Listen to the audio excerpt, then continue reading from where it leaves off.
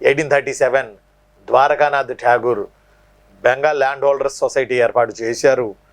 ఈ Bengal land holders society ఓ రంగా చెప్పాలంటే మొట్టమొదటి బ్రిటిష్ వాళ్ళకి వ్యతిరేకంగా ఏర్పడిన తొలి రాజకీయ సంస్థ అని మీకు నేను చెప్పా. ఆ తర్వాత బాంబే ప్రెసిడెన్సీ అసోసియేషన్ 1885 బట్ ఈ బాంబే ప్రెసిడెన్సీ అసోసియేషన్ ఏర్పడింది బాంబేలో. దానికి ఫిరోజ్ షా మెహతా, కేటీ తెలాంగ్ లాంటి వాళ్ళు బాంబే ప్రెసిడెన్సీ అసోసియేషన్లో కీలక పాత్ర పోషించారు.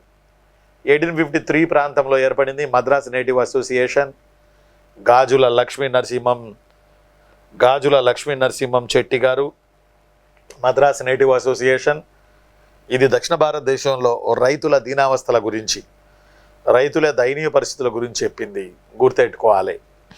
ఆ తర్వాత అసలు జాతీయ కాంగ్రెస్ ఏర్పడక ముందు అంతటి పేరు ప్రఖ్యాతులు సాధించినటువంటి సంస్థ ఒక్క ఇండియన్ అసోసియేషన్ మాత్రమే.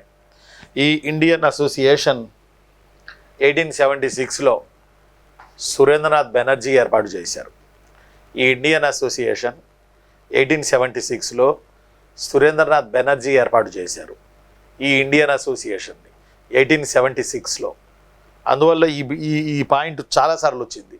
జాతీయ కాంగ్రెస్ ఏర్పడక ముందు అంతటి పేరు ప్రఖ్యాతులు సాధించిన ఏకైక సంస్థ ఇండియన్ అసోసియేషన్ 1876 సురేంద్రనాథ్ బెనర్జీ. ఆ సంస్థలు అరడజన్ ఏర్పడ్డాయి, డజన్ ఏర్పడ్డాయి.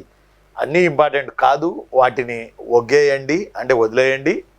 ముఖ్యంగా నేను చెప్పినటువంటివి మీరు ఆ 4 సంస్థల గురించి, ఇండియన్ నేషనల్ కాంగ్రెస్కి ప్రీవియస్ ఏర్పడిన 4 సంస్థల గురించి మీరు కొంచెం బాగా గుర్తుపెట్టుకుంటారని మీ హిస్టరీ రఫీసర్గా నేను మిమ్మల్ని కోరుతా ఉన్నాను.